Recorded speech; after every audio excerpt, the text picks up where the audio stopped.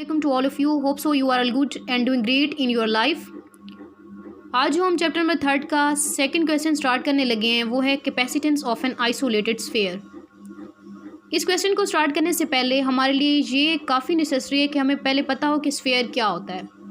जब हमें पता चल जाएगा कि स्फीयर क्या होता है और सिलेंडर के साथ इसका डिफरेंस क्या है, तब जाके हम इस क्वेश्चन को ईजिली अंडरस्टैंड कर सकते हैं। So first I am going to tell you about a difference between cylinder and a sphere.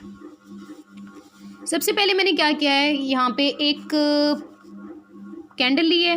आप देख सकते हैं ये जो डायग्राम मैंने ड्रा की हुई है ये एक कैंडल की है। मैं क्या करती हूँ, इसका जो बॉटम, टॉप और बॉटम यहाँ से लेके ये वाला पोर्शन अगर मैं कंसीडर करती हूँ तो हमारे पास एक डायग्राम बन जाती है that is look like this diagram और this fig basically represent a cylinder. ये एक सिलेंडर को रिप्रेजेंट कर रही है। सिलेंडर में बेसिकली क्या होता है, हमारे पास वन कर्व सरफेस होती है और इसके टू प्लेन सर्कल्स होते हैं, one at the top and second at the bottom.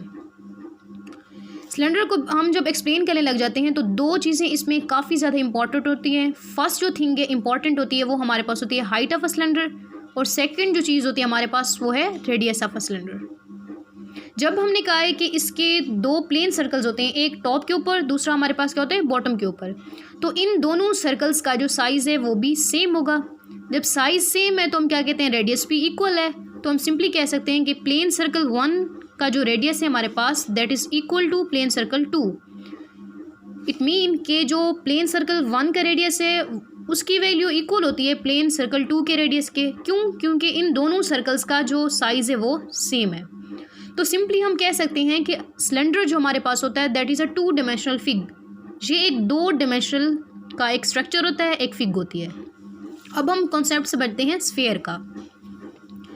मैं क्या करती हूँ, एक फुटबॉल लेती हूँ। फुटबॉल का जो आपने स्ट्रक्चर देखा होगा वो लुक लाइक अ स्फीयर होता है हमारे पास।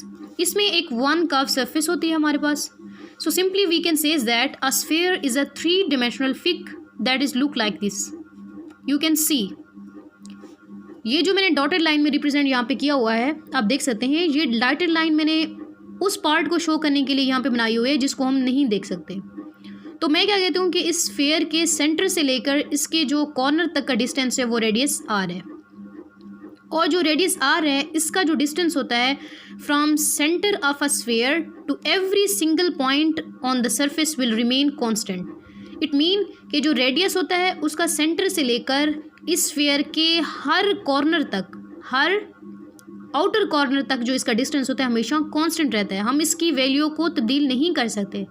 It's value remain same, we can't change it. So we can simply be say that number of edges जो इसके अंदर क्या होता है, स्फीयर में कोई एजेस नहीं होते और at the same time no vertices. My point is clear.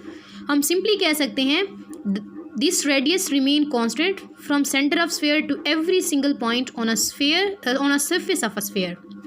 हम कह सकते हैं जो सिलेंडर है 2 डायमेंशनल फिग है और जो स्फीयर है that is a 3 dimensional structure और अ फिग।